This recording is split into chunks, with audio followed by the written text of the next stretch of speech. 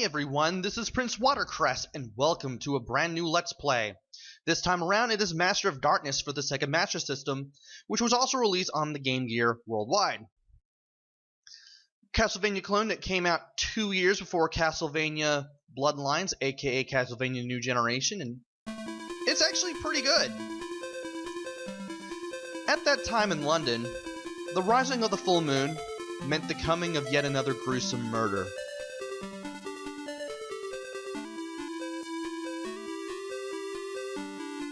The following morning would always bring the discovery of yet another body, completely drained of blood.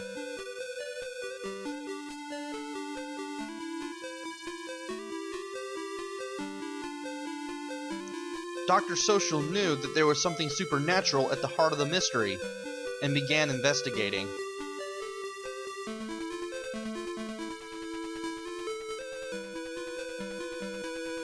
Calling on the powers of the Ouija board, Social learned that at the Thames River, horrible events beyond human imagination were taking place.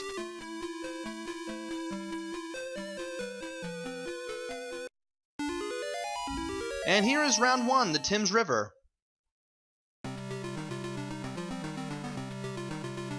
You can walk and jump like in Castlevania, and if you hold down left or down right, you can also do the duck walk. You also have plenty of enemies, such as the bats, which I'll get into momentarily. These corrupt constables that move forward, then look around before shooting at you. And of course these dogs that will attack you, just run towards you when you get too close. You start out with a dagger with really measly range and power, but you will eventually hit a mask, a floating mask that acts like the candles in Castlevania, and we pick up a cane, which gives us more power and range. And by breaking that wall, we are able to get a potion, which will refill half of the life bar. About 4 units. There's also that floating mass I want to get down there. That blue crystal I picked up, it's a screen-clearing bomb. It destroys all on-screen enemies. And thankfully I managed to get what was in there, which was the gun. There are 4 secondary weapons in the game, as opposed to 4 primary weapons. And the gun is the weakest of the secondary weapons. You can shoot enemies with it from a distance, though, which is a good thing. And even though I don't really need the health, I am going to pick up the potion for the 100 points that it also gives me. Power-ups will give you 100 points when you pick them up, even if you've already got them, which I guess is alright. The bats are probably the most annoying enemies in the game. They can take off in a certain direction, they may stick around you for a while, follow you around, either sticking very close or flying around wildly, or they can fly in a general area in a circle. Either way, you have to memorize which bat in what part of the level does what, and there's a whole ton of bats, and it's just really annoying.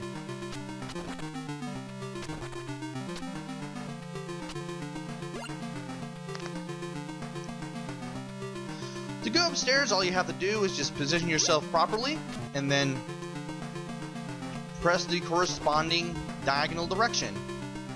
So by going down and left there, we are able to go down those stairs, down right here. You have to position your gear carefully. If you have to, you can do the duck walk and then keep on doing it until you go down or up the stairs. Down in the case of the duck walk, obviously. And there are the bombs. You actually throw them up, kind of like the axe, and they're a little more powerful than the pistol. But I'm not picking them up just yet. And that is the end of round 1, stage 1. There are 5 rounds, 3 stages each, and at the end of every 3rd stage, there is a boss. You get bonus points for how much time you have left, as well as how much health you have left, which you can get through faster by holding down button 1 or 2, and then it's off to the next stage. We now have zombies. We have the cane, which is alright, but we're going to pick up another weapon here, the rapier. Gives us a little more range, a little more powerful than the cane that we just had. Also, there are bombs in that mask. I'm not going to pick them up, and that bat there proved that those things are annoying as I said they were. Now you can either take the boat down here, or you can go up here for some more power-ups. I'm going to go up for some more power-ups. And even though I already had the rapier, I picked it up anyway just for the 100 points that it gave me. Same with this potion. At least it's good to know that that potion is there. There are plenty of potions, you just gotta know where to look. And for some reason, that dog keeps catching me out. Thankfully, I managed to hit that dog, so I didn't kill in one blow. And you want to be careful because sometimes you can accidentally downgrade. You want to be sure of what you're picking up before you walk up to it and grab it, because that floating mask that I hit while trying to kill that dog dropped a dagger, which is the weakest primary weapon in the game, and it's not something I'd want to have unless I just died, because very measly range, very measly power. It's better than just fighting with your fist, which you can't do in this game, but I'd still rather not have it regardless.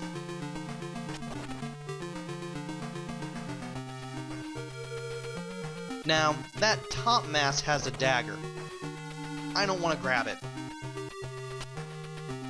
I'm going to wait for it to disappear, which doesn't take long, so that way I can drop down without accidentally grabbing the dagger, so I can grab this potion. Again, just for the points, but it's good to know that it's there.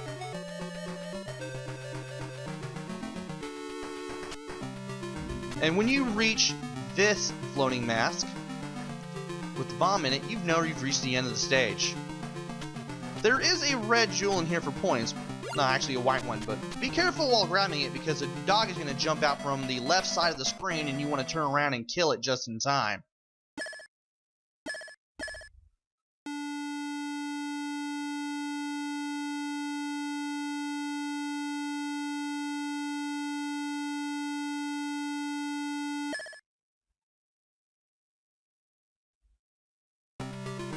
Now it's time for Round 1, Stage 3.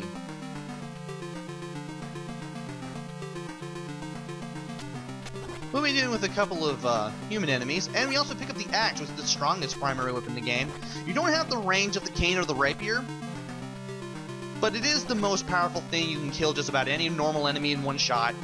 Also here, I want to keep moving slowly to the right, also making sure not to pick up this dagger I just found. To take out some of these rays? Ghosts? Banshees that I'm killing? I don't know what they are, to be honest.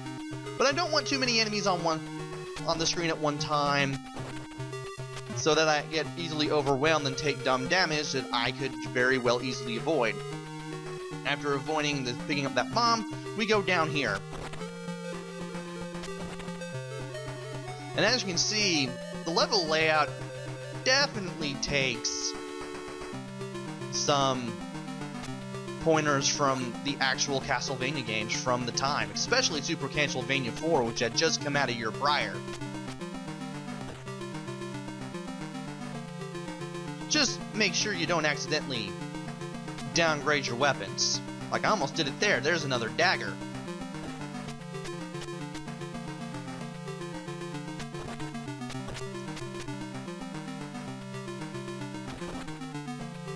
Definitely want to make your way up to the top once you're past the initial part of the beginning of this room. You want to grab that potion just in case, and you want to make it to these stairs right here. Some of the rays will fly into you if you see them standing around in a stationary setting like that. There are the boomerangs, which are much more powerful than the bombs. You can only carry up to 16, and you can't, it's not like the boomerangs in Castlevania where if you throw one, you can't take it. Well, you can't actually grab a boomerang and get a heart back anyway in Castlevania, but, well, you can't grab a boomerang and try to use it a second time. Also, when you're on stairs, you can hold down the 1 button and you can keep attacking repeatedly. While you're doing that, you can press the up on the control pad while holding down button 1, and you can use your secondary weapon while you are on the stairs. Very useful. Very good thing to keep in mind. Also, that last candle before we go all the way to the boss, do not hit it, do not pick up what's in there, because that is a dagger. The game will try to troll you by accidentally forcing you to making you accidentally switch back to the weakest primary weapon. You know what I mean. But anyway, here's Jack the Ripper. He just jumps around, does crouching stabs as he jumps back and forth. But because I have the axe, he goes down super easy. Like, he was above me, slightly above me, while in front of me, and I was able to just hack away at him without having to be on the same level as him, and I still got him. Making the axe the best weapon to bring to this boss fight.